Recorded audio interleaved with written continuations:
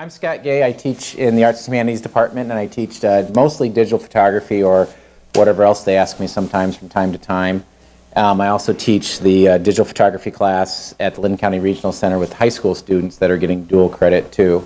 And I've been playing with cameras for over 30 years, and I've been teaching for 20 now at least. So,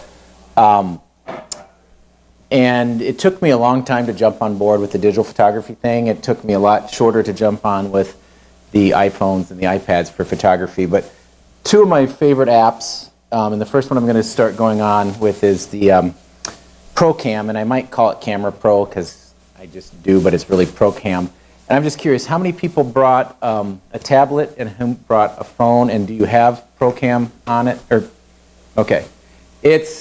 Sometimes it's free, sometimes it's like $4. And what I was going to do real quick is show you how the Apple camera works. And then, probably all know my password now, how the Apple camera works, and then show you the difference real quick with the ProCam. And the Apple camera is really good. I do use that sometimes real quickly to take a quick photograph. I won't take any, I'll go ahead and take yours real quick. But there's not a lot of things you can do. You can do a little bit of adjusting here with the exposure, but it doesn't work. I'm sliding my thumb down, and it's not bad, but it's okay. How did you, I've never used the camera? I've used the exposure. Oh, so you've got, I just tapped in the middle, and the little sun pulls up, okay? And then how the control comes to the side when you... The controls, yeah, so, oops, I switched to square. So yeah, so you touch the center, and you go up and down. And don't feel bad if I didn't have a 10-year-old geek like I was talking about who's now 14, I never would have figured this stuff out either. When Apple first changed the way it looked with this stuff down here, I'm like, how do I get to video? And I'm like touching, and he goes, you slide, Dad. Yeah. So, but the ProCam app, it works similar, but it has a lot more features, and mine's stuck in horizontal mode. There we go. So on the right-hand side is a zoom, like the Apple one, which works really well, but then you have all this other information. And what I like about digital photography in this screen is even if you don't know what this stuff means, you have the live view on the screen, so you can see what happens and what to do. And so some people might know a little bit about photography, and so that's great. And if you don't really have to worry about it a whole lot. There is the feature where you tap on it and you get that that little the focus. If you tap on the button here, you can adjust your shutter speeds, and you adjust things by moving at the bottom. And right now the exposure lock, or that's the focus lock, behave camera. There we go. So when you tap on the thing you want, then the slider on the bottom adjusts. And so right now I've got 350 shutter speed. That's kind of fast. So I hit the wrong button. I have fat thumbs. That's the only downside. As you slide over for the shutter speed, you get higher things. So then you can make adjustments to get the color the way you need it. And then, I was doing this earlier. How did I get the double tap? That's supposed to zoom in where I focus. There's auto with the double tap for autofocus. Change your ISOs so you can leave your other stuff the same. And then can't get my focus thing to show up. Technology does this to me. So, all right, I'm going to take a photograph. And what's your name again? Kathy. I'm going to take your photo real quick. There we go. We're done. While I figure something out, I'm going to talk about some of the options at the top. The flash button one. Can I stop for just a second? Yeah, go for it. Okay, I've got something downloaded that's called ProCam, but it looks completely different. Let me see the icon. Okay, let's see. This is You ProCam. have the other ProCam. There's two ProCam. Yeah, I found that out the other day. That's a really good ProCam. That's like the ProCam on steroids. That will look more like your DSLR camera, and I can talk to you about that a little bit when we get done here. But does it have anything in common with? It's got a lot of, there's a lot of similarities to it. I think I have the same one, I didn't realize that one was on the phone. It looks like a camera. Yours is even different. There might be a couple of them. They all probably work similarly. Yep. so we'll- So the ProCam that I have is this little black one Oh, yours is tiny. with the red dot. Well, mine's a, maybe it's the same. Because mine's on Android, yeah. Oh, that could be. The Android one could be different. Because- Yeah. And my students have downloaded this app. They like it a lot too. So I have the flash on, flash off. That's just the touching the button. You can do it auto. You can do it off. I usually play with it off. TIFF is a nice way to save your images other than a JPEG. It's almost as universal as JPEG, but it doesn't, when it compresses it, it doesn't throw out information. So a JPEG, when it saves a photo, tosses little bits of information away to make the file size smaller, and then when you open it up, the computers or the phones bring that information back, what it thinks belongs there, and that's how the quality falls down. HDR is a cool option. What it does, it takes 2 photographs at the same time at 2 different exposures, and then it merges the best of both worlds together. So it merges the highlights and the lowlights together so you get a better image. The downside with HDR is since it takes 2, if you're shooting fast-moving subjects, it's not going to work very well. But if you're shooting some still subjects or outdoors, it works pretty well. And then the auto AEB, I can't remember what that is. Yeah, what's that doing? All right. So, and I have something. And then on the bottom right side is set where you can change all sorts of formats. You can do geotagging. With the HDR, you can have it save the original or not. You can turn on histograms. And you can turn on dates if you want to, timestamps, copyright, all of those things. There is a self-timer that you can set in there if you want. That's that little yellow button at the bottom. And then down here, you can decide if you want to shoot in square format, 3:4 format, if you turn your camera sideways, that's what digital cameras shoot at. 3:2, that's what film cameras shot at, that format.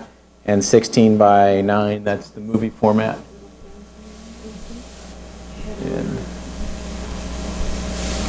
And then, I didn't realize that didn't switch up there. And then you also have time-lapse photography for video, regular video, night mode. I don't want to do that. And burst mode would be for action. It's going to take several shots right away. So I'm going to go back to regular. And then the other thing people always wonder about is these little grid lines up here. I wish mine turned. So this is grid. This grid is just a basic, what we would call rule of thirds in photography, where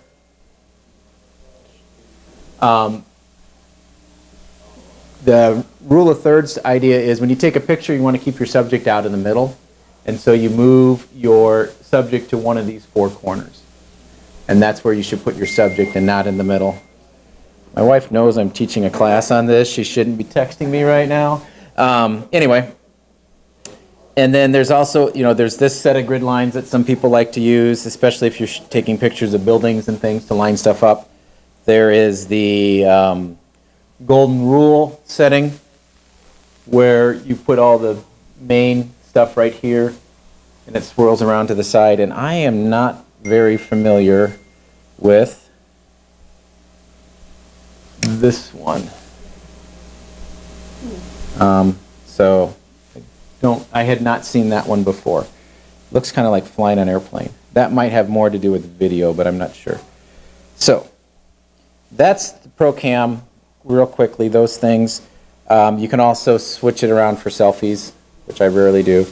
And let me get into the 4.3. What did you say about the yellow circle with the two parentheses around it? What's that? This down here? Yeah. I didn't. What is it? Let's see. Oh, that's the self-timer. Oh, okay. Because that's what you said. Yeah. Okay. And it's changing between self-timer and something else. I didn't realize it changed. Okay. So, let me see something here. TIFF is off, EEB is off. And let me switch to the iPad app, which I know if you buy one, well, if you have the same account for both,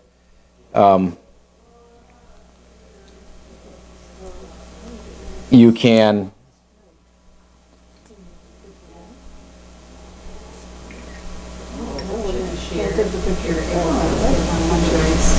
if you have the same count on both, you can download into more devices. So, and the iPad one, I know this is where I was doing it earlier.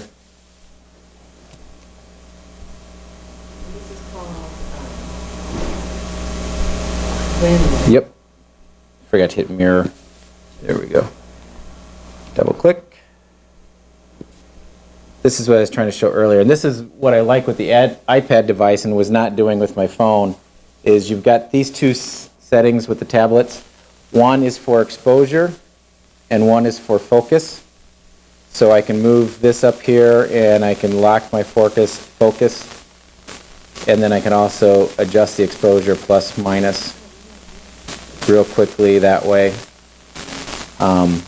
And then this one does also have some little different features with settings in the after you take a photo. You can tap on the photo and you can go in and you can edit the photo there. And there's all sorts of, you can do cropping, you can rotate, you have all these other situations down at the bottom for clarity.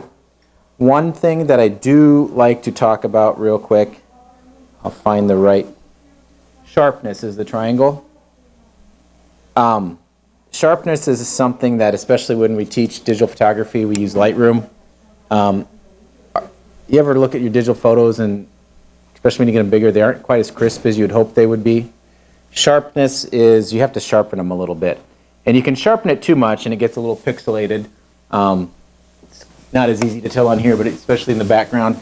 But if you sharpen it just a tiny bit, it really brings out the quality. It makes things just a little bit sharper. You can go too much in sharpening. An example is like in a portrait. Faces tend to look a little smoothish. If you sharpen just a little bit, you bring out some of the texture in the face, like the crease, a little bit of creases in the eye. If you go too much, they become real pixelated and they look funky. It looks a little bit like you painted it with sand. And you always know when you over sharpen because you look at it, you're like, ooh, that doesn't look so great. So it's just kind of this fine balance of how does it look better and not look better. I've never under sharpened anything where made it look blurry like it would there. But if you don't do anything, I would say with those toys at the bottom, sharpening is one quick one that I think is very valuable to use. And then, so that's one of my favorite. You can always undo it, which is a nice thing. And then there's lots of other little fades, toys you can play with, I call them. You can adjust the white balance. And the nice thing about digital photography, you know, if you don't get the exposure quite on, you can always adjust it just a little bit. It's not as good as the real thing, but you can make some tiny exposure adjustments, tiny white balance adjustments. And I like to play with saturation too. That's one of my favorite things to do, is play with those. And then when you're done, I believe, oh, there's even more stuff. When you're done, you click Save, and it saves your photo in your camera roll. And then it asks you, do you want to cancel editing? No, I don't want to cancel. I saved it. Oh, cancel editing and go back to the camera. And so I went back to camera roll, and I can go back to camera. Back to camera, and there we go. We're back in that app. What I was going to do, I thought, before I talked about Instagram, is let you take a few pictures real quick. If anybody had a big problem, I would go over it with them. And then from there, I can talk to you real quick about Instagram and the benefits of shooting with the camera app in Instagram as opposed to shooting with the Instagram app. So, you want to take a few pictures, or do you just want me to jump into Instagram? Everyone's looking at their device. Laura's going to take, I'll jump into Instagram. And I will say I was not a big Instagram fan to be at first. That changed this past summer. When I first started Instagram, let me get on. What happened?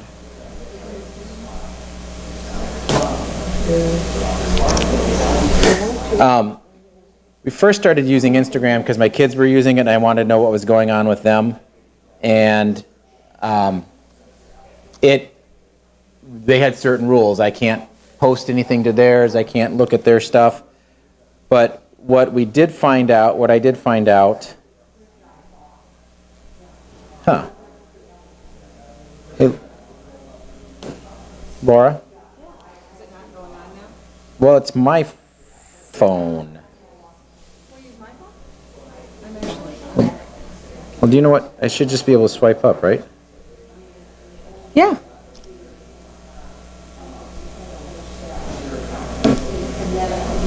Let me see if this does it. Huh. Here. Do you have Instagram? I do. I Okay. just downloaded it, so I should be on. So then, here's Hang on, I can show them Instagram from here. Let me do that, because I've got some photos I wanted to show from Instagram. Oh, sure. Yeah. Okay. And I just brought up my Instagram. This is whoever I'm following, so. Okay. Sorry about that. So Instagram. Instagram, for me, it's a quick way to take some photos, share it with people. When I first started, it was pretty lame. I took a picture of a kid. I took a video of my daughter. A lot of food shots. And then I did hear a review the other day. Unless you're a food critic, you can't do more than one food shot a day. That's the law. So, but this summer, my son and I took a trip with his class to Russia and China. And I started posting on Instagram all the neat things we saw. I'd, visit here. And that's when I really started liking it and started using it more and learning it better. And so these are my photos in Instagram. And these are the stuff I took. And so, like, here's Red Square. And then we were just a quick little photo. This is the tunnel to the subway. And we're down at the bottom, and the top is way, way, way up there. It's just amazing how big the tunnel was. And then all the different things we saw on our trip and our train ride that we had for 5 days on the Trans-Siberian Railroad. Little things like my son had an egg, hard-boiled egg one day, and he thought it was great, but he had two, and when he was eating the second one, he noticed the yolk wasn't yellow like he's used to. And then I also post lots of other things. I've been doing more since I got home. We hiked the Great Wall for part of a bit. So there's a Great Wall. What was neat was I'd post this, and anyone who's following me sees these pictures come up. But you're private. Yeah, look like. People have to ask to follow you, and you say yes. So I'll show you how that works here in a minute. Other things I posted, we were out at our cabin one night, and there's my son sitting out, attached to his screen there on his iPod. But thank you. So then, my kids are laughing at me too about Instagram. They're like, "Dad, what are you teaching Instagram for? We teach it to you all the time." But I've got a couple of friends that I follow, so when they post something, it pops up. This is Vaclav Hasek. He teaches here in the graphics department, and he posts lots of stuff. So, and it's just a little pictures every now and then. There's a friend of mine's, her son, and there's a cousin of mine, And so these pictures pop up, and mine will pop up in between too. And it's just kind of a timeline and little things posted about them that you can see. One of my daughter's friends posted her pumpkin. Somehow I ended up with hers. Oh, and if you tap on it and you say you like it, it puts a heart on it. If you don't like that, Do you usually use your Instagram camera to take your Instagram? thank you for asking, because that was the next thing. I think you get much more, you get a better image if you use the ProCam image. So, or the Apple one. And so, Square or whatever? yeah, so Instagram does everything in square. So what I do is I'll take a quick picture here, and we'll take a picture of Laura standing there taking a picture of me in ProCam. Let me adjust the exposure.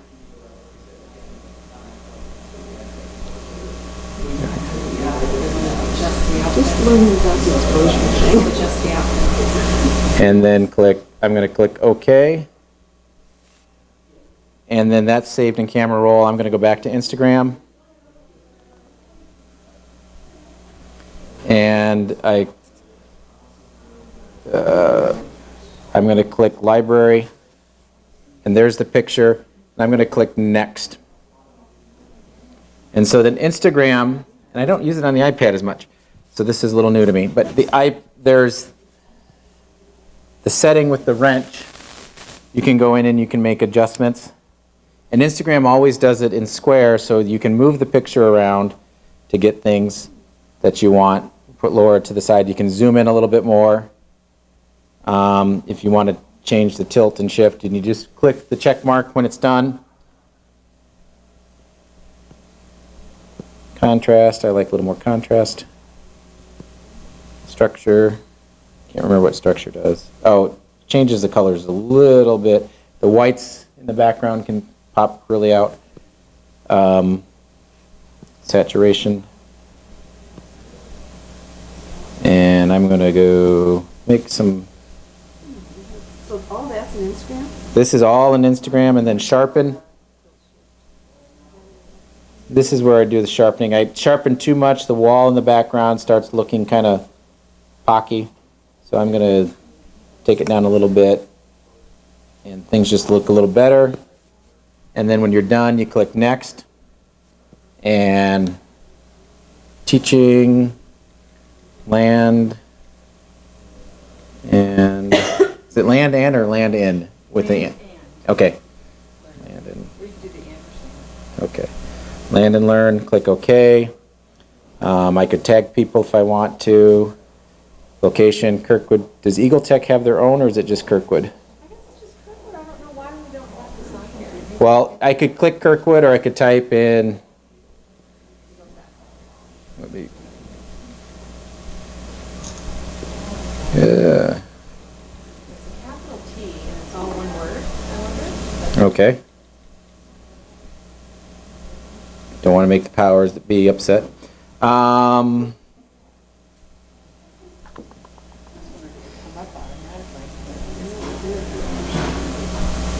yeah, work. Yeah, underscore, it looks like underscore. I like that adjust. Underscore, maybe? Yeah.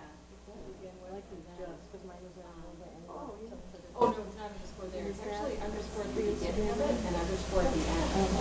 That's our handle. Huh. So. Huh. Okay, well.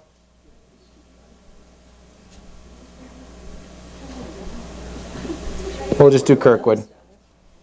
Sorry. If you wanted to do something else with Facebook, Twitter, Tumblr, you could. Clicking on them. But you have to be logged into those. And then you click share. It's posting. And now it says it's a little blue button, I believe is what it was. So then that's shared up there, anyone who is with me. You can check your friends. These are the people who are following me. No internet connection. These are the people who want to follow me or have made comments. So there's 2 people looking to follow me. I don't know who Eat, Pray, Love is. Oh, that's you? All right. There we go. And Kathy Kaldenberg. Okay, there we go. You can now follow me on Instagram. But I follow tons of people who I didn't have to ask. You can go look at them, but you won't get you won't get all the posts and stuff until. But like, That's the same thing you do on Facebook. You want to be friend, you have to Mhm. ask. And they accept it, and then you be Yeah. friend. because I No, like follow never. Station BCD R. Kelly from ISS for Space Station. It's essentially social media for your photos. Yeah, it's social media for photographs. And you can do direct messages too. Like I hadn't seen Vaclav in a while, so I sent him a couple messages, said love to have coffee or beer sometime. Monday and Wednesday I'm free, on or off campus, and said let me check. Things like that. The people, let's see, then you can search for other people. I don't do that much because there's, you could search all sorts of people. And then it does tell you, they'll put a post. If someone wants to follow you, you can click yes, those types of things. If you want to follow someone, they'll accept or not accept. So, and I did learn the other day, I quit following someone. It was just, not that I didn't want to follow them, but I just wasn't interested in seeing everything their kid did every 2 hours. And it was a student of mine, and so I just quit following, and she never knew unless she went and looked through. No harm. So I said to my kids, what happens if I quit following? Because I'm getting 8 Instagram notices to see, her kid did this, her kid did that, and good for her, but that's not what I was interested in doing at this time.